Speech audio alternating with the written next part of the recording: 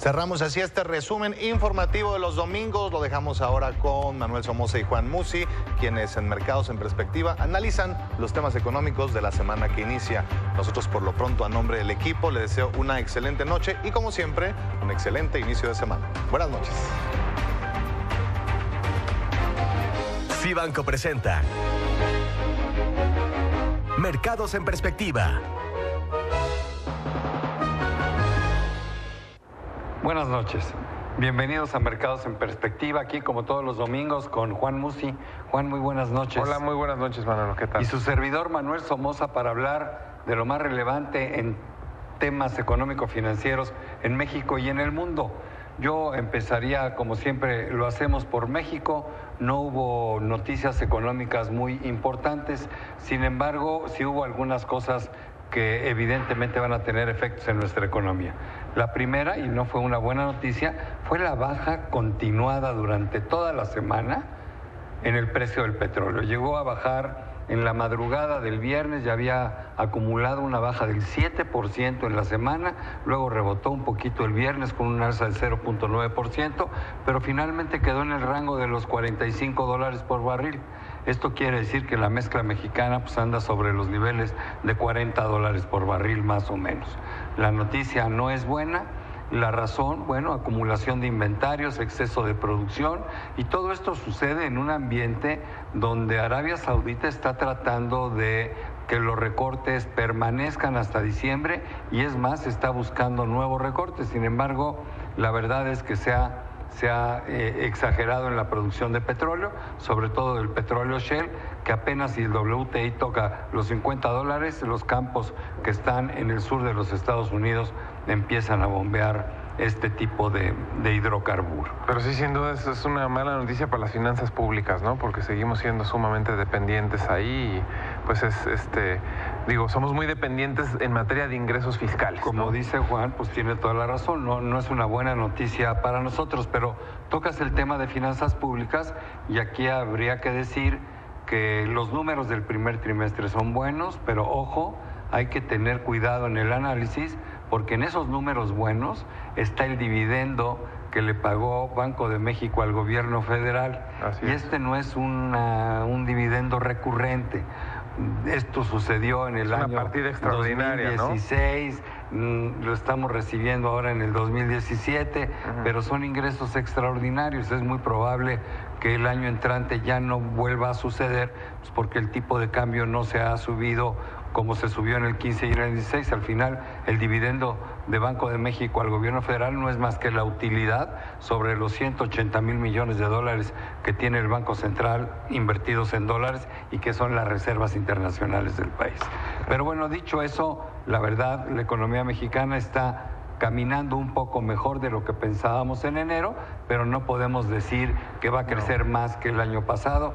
Creemos desafortunadamente que eso no va a suceder. En Estados Unidos hubo muchas noticias. Hubo Reserva Federal. Lo más relevante fue no que no cambiara nada la tasa, ya era lo esperado, pero en el discurso de la señora Yellen, ella no le hizo mucho caso al crecimiento tan pequeño que tuvo el Producto Interno Bruto en Estados Unidos en el primer trimestre de 0.7%. Realmente lo desestimó, dijo que era un tema estacional y es cierto, cuando menos en los últimos 4 o 5 años, el primer trimestre de la economía norteamericana ha sido el más flojo de los 4 trimestres y ella dijo que estaba esperando para seguir viendo los datos duros, a ver qué era lo que pasaba y que estaba esperando el empleo, producción industrial, bla, bla, bla. El viernes salió el dato del empleo, finalmente 211,000 nuevos empleos versus 180,000 esperados, o sea que la posibilidad de que la tasa de interés, no sé cómo lo veas tú, la suba la Reserva Federal en el mes de junio, 1/4 de punto. Eso es lo más relevante, ¿no? Que con la información que tiene la Fed pudo afirmar que ella no veía este tema como una preocupación, que no iba a ser recurrente, y termina la Junta y antes de conocer el dato muy bueno de empleo del viernes, la posibilidad de incremento en junio se subió de 50 y tantos por ciento, ya prácticamente andamos hoy a 95%, o sea, es inminente que las tasas aumentaran. Lo más seguro es que eso suceda el viernes, bueno, perdón, en la próxima reunión de junio. Así pero esto evidentemente, junto con el precio del petróleo, le afectó al precio, estuvo presionado en la semana, lo vimos prácticamente arriba de los 19 pesos por dólar toda la semana, ¿no? Sí. Y yo creo que va a seguir sí, estando presionado. La cotización de nuestra moneda está siendo muy sensible a muchas cosas. En Estados Unidos también se anotó su primer triunfo Donald Trump. Parcial, ¿no? Un triunfo Sí. Que está por verse. Sí, sí.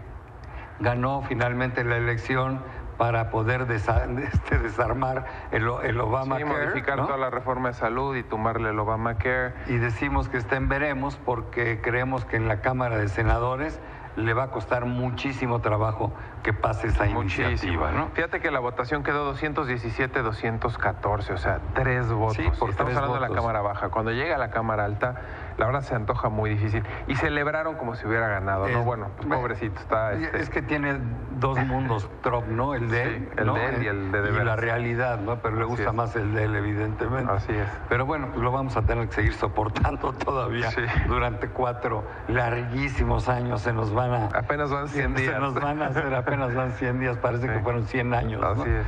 Pero bueno, otra cosa en Estados Unidos es que se sigue hablando mucho de la reforma fiscal y esto sí tiene implicaciones para México. No sabemos qué va a lograr, de qué magnitud va a ser, pero con que saque la baja en el sector corporativo del 35 A lo que al lo baje, 15 ¿no? o al 20%, pone a México en una situación apretada. Nos pone con menos competitividad y a mí lo que más me preocupa es que esto puede limitar los flujos de inversión, los flujos de capitales hacia nuestro país y evidentemente esto va a volver a presionar al tipo de cambio. La reforma fiscal para ellos es una buena noticia si la logran. Para México no estoy seguro porque nos agarra en un momento muy Tiempo difícil político muy donde malo. México no Sí. puede reaccionar. En México no podemos bajar impuestos, tendríamos que hacer otras cosas que no necesariamente serían las más afortunadas para poder defendernos. Yo creo que eso es lo más relevante en Estados Unidos. Yo sí creo que va a sacar una reforma fiscal. Sí, sé cuál. no tan ambiciosa como él la pretende, No no sé del cuál, 35 al 15, pero lo que saque tiene razón. Pero va a sacar algo, lo tiene que hacer, ¿no? De acuerdo. Rápidamente te comento En la Europa, semana nada más que para comenzó. terminar, Macron. buenos datos, Macron. crecimiento del 1,5%. Sí. Y finalmente Macron se está perfilando como el ganador de las elecciones. Sí. Ojalá y así sea. Así es. Y rápidamente te comento que la semana entrante es semana de inflaciones. Inflación en China, que es bien importante, conocer el dato, ver cómo está esa economía. Inflación aquí en México, la volvemos a conocer. Y inflación en Estados Unidos. Eso es lo más relevante en la agenda financiera. Bueno, pues eso es lo que tendremos, les estaremos informando. Juan, muchísimas gracias. Gracias, Manolo. Pero gracias a ustedes y muy buenas noches por estar con nosotros, como todos los domingos aquí en Mercados en Perspectiva.